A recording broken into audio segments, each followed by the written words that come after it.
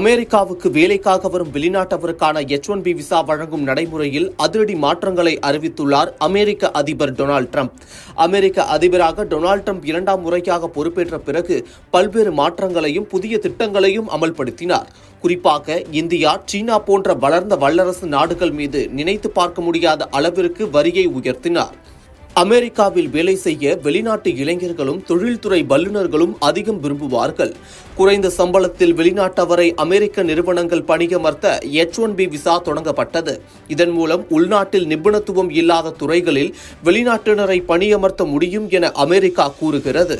இந்நிலையில் இதுவரை இல்லாத அளவிற்கு H-1B விசா கட்டணத்தை பல மடங்கு உயர்த்தியுள்ளார் அமெரிக்க அதிபர் ட்ரம்ப்.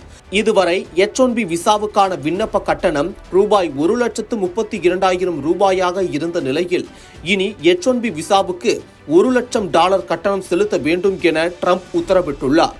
அதாவது இந்திய ரூபாய் மதிப்பில் 88 லட்சம் ஆகும். இதனால் வெளிநாட்டவரை அமெரிக்காவில் பணியமர்த்தும் நிறுவனங்கள் அதிர்ச்சியடைந்துள்ளனர். ஏனெனில் H-1B விசா கட்டணத்தை நிறுவனங்கள் தான் ஸ்பான்சர் செய்ய வேண்டும்.